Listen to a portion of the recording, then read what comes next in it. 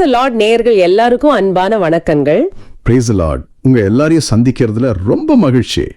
அன்பு நேயர்களே, உங்கள் அனைவருக்கும் பாஸ்கா கால நல்வாழ்த்துக்கள். தந்தை, மகன், தூய ஆவியின் பெயராலே ஆமென்.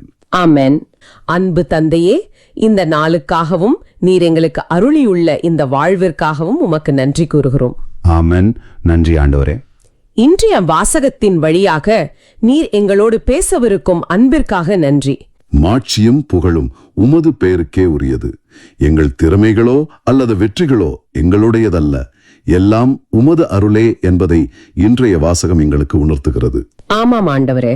உமது பேரன்புக்காகவும் உண்மைக்காகவும் உம்மை போற்றுகிறோம். இன்றைய வார்த்தை யூடியூப் சேனலில் இந்த வாசகத்தின் வழியாக வெளிச்சம் நிகழ்ச்சியை பார்த்து கொண்டிருக்கும் நேயர்கள் ஒவ்வொருவரும் எந்த விதமான கவன சிதறலும் இல்லாம இந்த வீடியோவை முழுமையா பார்க்கணும். அப்புறம் இந்த வாசகத்தின் வழியாக உமது பிரசன்னத்தை அவங்க உணர வேண்டும் அப்படின்னு மன்றாடுகிறோம். இந்த வாசகத்தின் வழியாக வெளிச்சம் அவர்கள் வாழ்வில் பதியட்டும், அவர்களை ஆசீர்வதியும். உமது மன்னிப்பும் குணமளிக்கும் வல்லமையும் இரக்கமும் அருளும் எங்கள் நேயர்கள் ஒவ்வொருவர் மீதும் பொழியப்பட வேண்டும் என்று மன்றாடுகிறோம். விசுவாசிகளுக்காகவும் திருச்சபை சமூகங்களுக்காகவும் நாங்கள் மன்றாடுகிறோம். அவர்கள் கிறிஸ்துவை முழுமையாக அன்பு செய்யவும் தூய ஆவியாரால் வழிநடத்தப்படவும் அருள்தாரும். இளைஞர்கள், குடும்பங்கள் மற்றும் இறைப்பணியாளர்கள் தங்கள் நம்பிக்கையிலும் தாழ்ச்சியிலும் வளர ஜெபிக்கிறோம். நற்செய்தி அறிவிப்பாளர்கள் மற்றும் மறைப்பணியாளர்கள் வாழும் ஆண்டவரை பற்றிய உண்மையை மிகுந்த தைரியத்தோடு பறைசாற்ற அருள் புரியும். உமது பேரின் பொருட்டு துன்புறுத்தப்படுவோர் தங்கள் சாட்சிய வாழ்வில் உறுதியாக நிலைத்திருக்கவும் நாங்கள் ஜெபிக்கிறோம் ஆண்டவரே. திருச்சபை எவ்வித அகந்தையுமின்றி தாழ்ச்சியை அரவணைத்து தூய ஆவியால் நிரப்பப்பட்ட ஒரு மாபெரும் இறைப்பணியை வாழவும் மன்றாடுகிறோம். குறிப்பாக எங்கள் சொந்த ஊழியத்திற்காக மன்றாடுகிறோம். ஆம், எங்கள் பாடல்கள் மற்றும் போதனைகள் வழியாக மக்கள் கிறிஸ்துவை ஆழமாக அன்பு செய்யவும் தூய ஆவியாரின் குரலுக்கு செவிமடுக்கவும் உதவி செய்தருளும். முழு இதயத்தோடு வாழும் ஆண்டவரை நோக்கி திரும்பவும் உதவி செய்தருளும். மற்றும் எங்களிடம் ஜெபத் தேவைகளை சொன்ன அனைவருக்காகவும் அவர்களின் நல்ல நோக்கத்திற்கான மன்றாட்டுக்கள் அனைத்தும் விரைவில் நிறைவேறும்படியாகவும் ஜெபிக்கிறோம். இந்த மன்றாட்டுகள் அனைத்தையும் எங்கள் சகோதரரும் ஆண்டவருமான இயேசு கிறிஸ்துவின் பேரில் திருமுன் வைக்கிறோம், எங்கள் அன்பு தந்தையே. ஆமென். ஆமென். உங்களது ஜெப தேவைகளை கமெண்டிலோ அல்லது எங்களின் வாட்ஸ்அப்லோ தெரிவியுங்கள். நாங்களும் எங்களது தனிப்பட்ட ஜெபத்திலும் ஜெபிக்கிறோம். இப்போ நம்ம ஆழமான பார்வைக்குள்ள போறதுக்கு முன்னாடி ஒரு சின்ன ஸ்டோரி சொல்லலாம்னு நினைக்கிறேன். கண்டிப்பா சொல்லுங்க. இன்னைக்கு வாசகங்களுக்கு அந்த ஸ்டோரி ரொம்ப நல்லா பொருந்தி போகும்னு நம்புறேன். ஆமா, ஒரு புகழ்பெற்ற ஓவியர் இருந்தார். அவர் வரைந்த மிக அழகான ஓவியத்தை மக்கள் அனைவரும் புகழ்ந்து தள்ளினார்கள். ஆனா ஒரு விசித்திரம் என்னன்னா, அவர்கள் அந்த ஓவியரின் கைகளில் இருந்த தூரிகைய, அதாவது பெயிண்ட் பிரஷ பார்த்து எவ்வளவு அற்புதமான தூரிகைன்னு ஆச்சரியப்பட்டாங்க. ஓ, ஓவியரை விட்டுட்டு அந்த தூரிகையை புகழ ஆரம்பிச்சிட்டாங்களா? எக்ஸாக்ட்லி.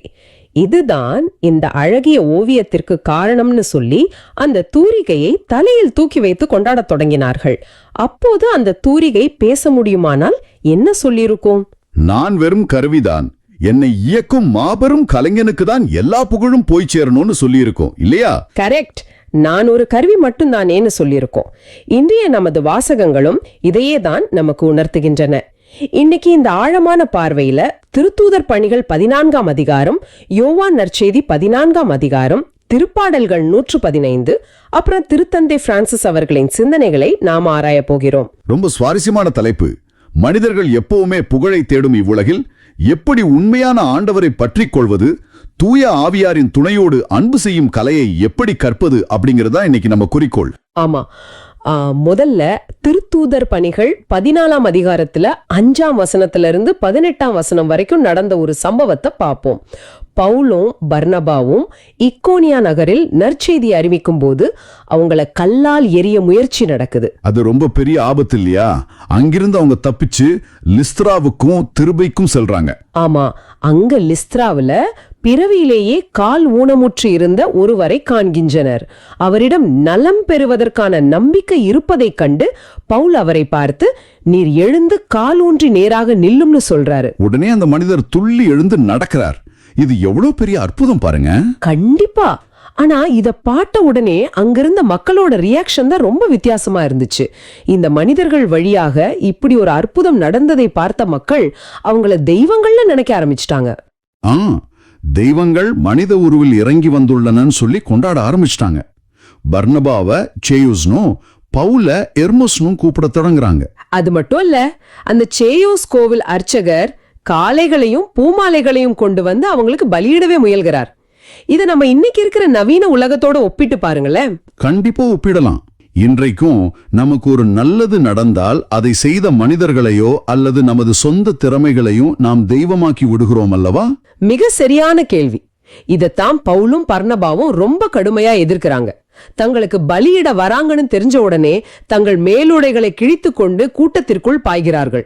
மேலுடையை கிழித்துக் கொள்வது அப்படிங்கிறது யூத கலாச்சாரத்துல ஒரு மிகப்பெரிய வேதனையையோ அல்லது ஆண்டவருக்கு எதிரான விஷயத்தையும் காட்டுகிற செயல் இல்லையா?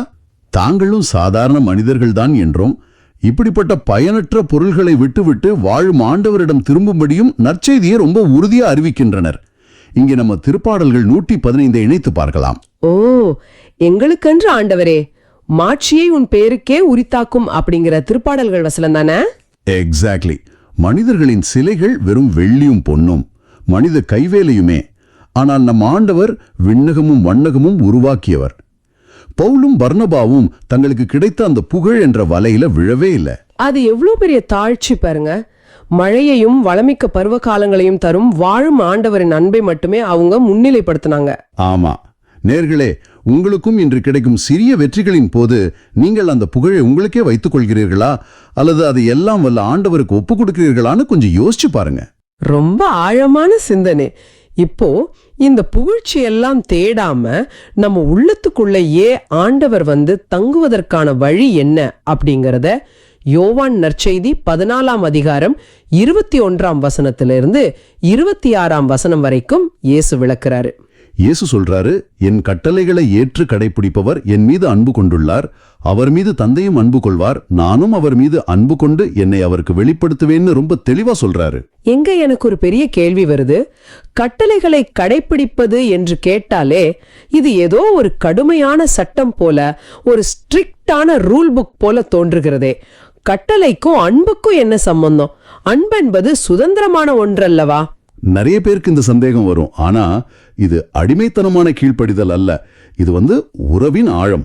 இயேசுவின் கட்டளைகள் தந்தையிடமிருந்து வந்தவை. அப்போ உண்மையான அன்பு இருந்தா கட்டளைகள் பாரமா இருக்காதுன்னு சொல்றீங்களா? கரெக்ட். நாம் உண்மையாகவே ஒருவரை நேசித்தால் அவர்கள் சொல்வதை கேட்பது நமக்கு சுமையாக இருக்காது. இங்க யூதா, அதாவது இஸ்காரியோத் அல்லாத யூதா, ஒரு ஆழமான கேள்வி கேட்கிறார்.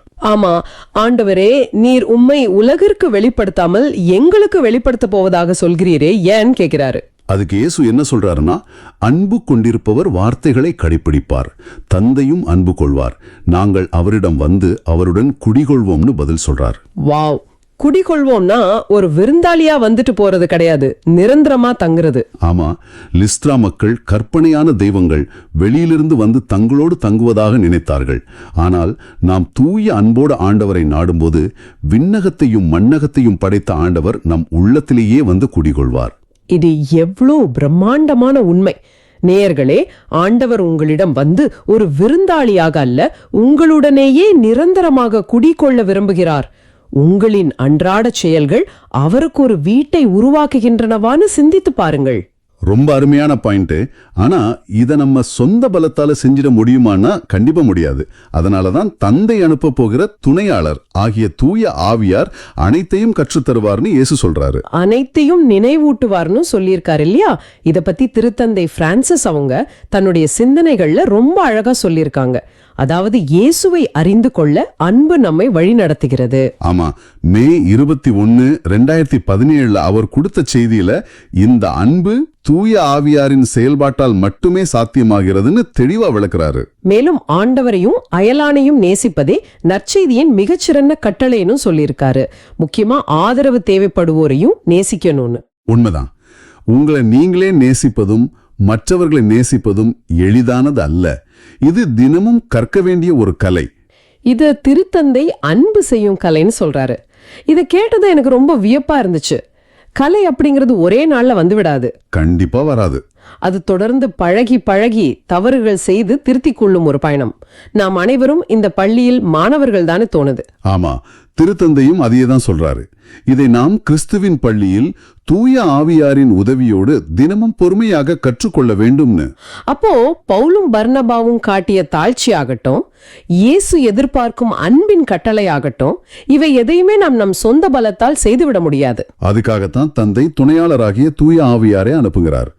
நாம் தினமும் மற்றவர்களை மன்னிக்கவும் நம்ம சவால்களுக்கு மத்தியில இயேசுவை நோக்கி பார்க்கவும் இந்த துணையாளர் நமக்கு உதவுகிறார். நேயர்களே, இன்று நீங்கள் எதிர்கொள்ளும் சவாலான மனிதர்களிடம் இந்த அன்பு செய்யும் கலையை தூய ஆவியாரின் உதவியோடு எப்படி பயிற்சி செய்ய போகிறீர்கள்னு யோசிச்சு பாருங்க. ரொம்ப முக்கியமான விஷயம் அது. இன்னைக்கு இந்த ஆழமான பார்வையின் முடிவுல நான் உங்ககிட்ட ஒரு இறுதி சிந்தனை முன்வைக்க விரும்புறேன். சொல்லுங்க. இன்று உங்கள் வாழ்க்கையில் யாராவது உங்களை அதிகமாக புகழ்ந்தாலோ அல்லது நீங்கள் ஒரு மாபெரும் வெற்றியை சந்தித்தாலோ ஒரு கணம் அமைதியாகி சிந்தியுங்கள். லிஸ்த்ரா நகரத்து மக்களைப் போல வீணால பெருமைக்கு பலியிடப் போகிறீர்களா? ஆமா. அல்லது உங்கள் உள்ளத்தில் குடிகொண்டிருக்கும் தூய ஆவியாரின் துணையோடு அத்தனை மாட்சியையும் விண்ணகத்தையும் மண்ணகத்தையும் படைத்த ஆண்டவரின் பெயருக்கே உரித்தாக்கப் போகிறீர்களா? இதை இன்று சிந்தித்து பாருங்கள். ரொம்ப ஆழமான ஒரு கேள்வி. இதை நம்ம எல்லாருமே நம்ம வாழ்க்கையில அப்ளை பண்ணி பார்க்கணும். கண்டிப்பா. இந்த சிந்தனையோடு இன்றைய பகிர்வை ஒரு ஜெபத்தோடு நாம் நிறைவு செய்வோம். ஆமீன்.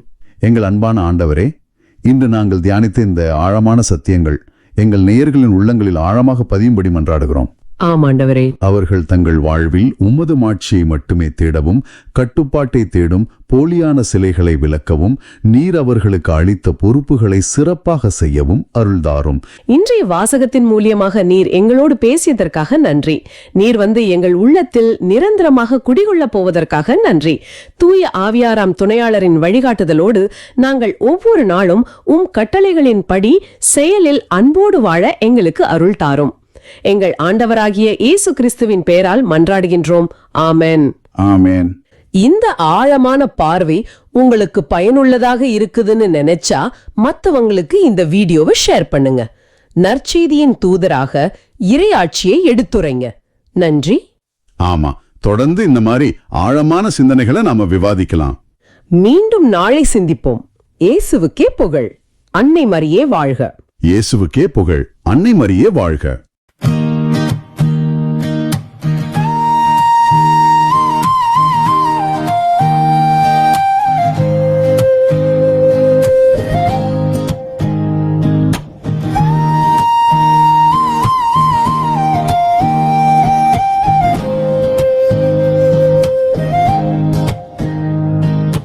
எங்களுக்கென்று ஆண்டவரே, மாட்சியை பெயருக்கே உரித்தாக்கும்.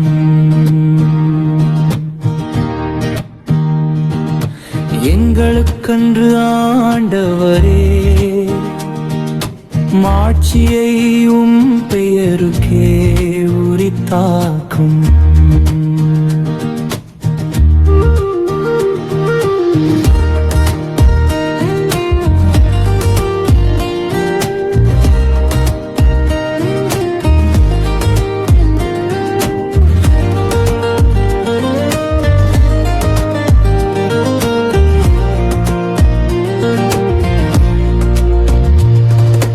எங்களுக்கென்று ஆண்டவரே, எங்களுக்கென்று மாட்சியை பெயருக்கே உரித்தாக்கும்.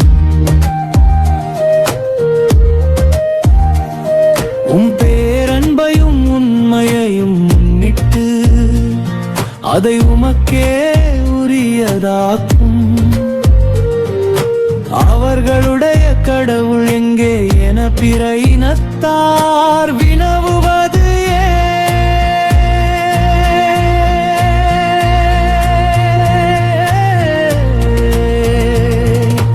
எங்களுக்கென்று ஆண்டவரே, எங்களுக்கென்று மாட்சியை பெயருக்கே உரித்தாக்கும்.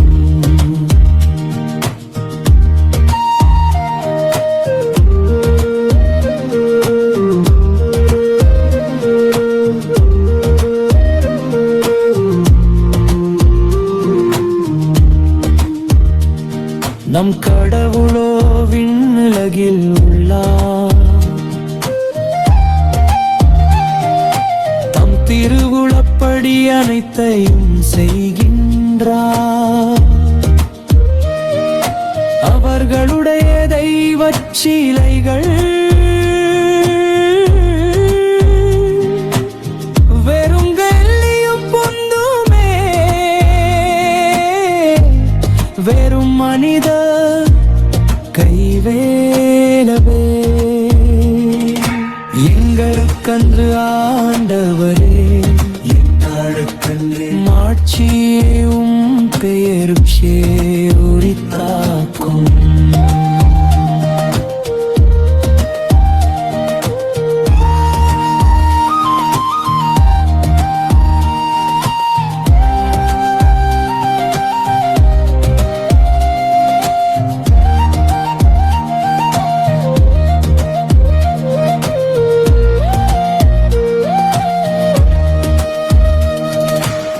நீங்கள் ஆண்டவரிடமிருந்து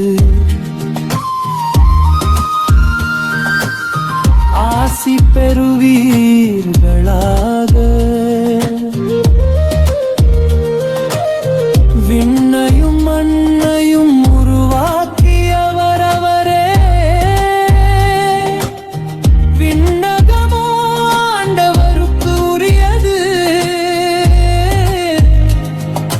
மண்ணகத்தையோ அவர் மானிடர்க்கு வழங்கியுள்ளார். எங்களுக்கன்று ஆண்டவரே, எங்களுக்கன்று மாட்சியையும் பெயருக்கே உரித்தாக்கும்.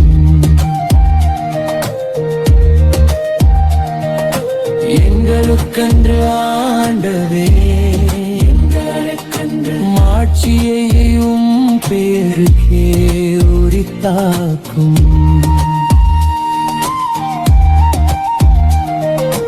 எங்களுக்கன்று ஆண்டவரே, எங்களுக்கன்று மாட்சியையும் பெயருக்கே உரித்தாக்கும்.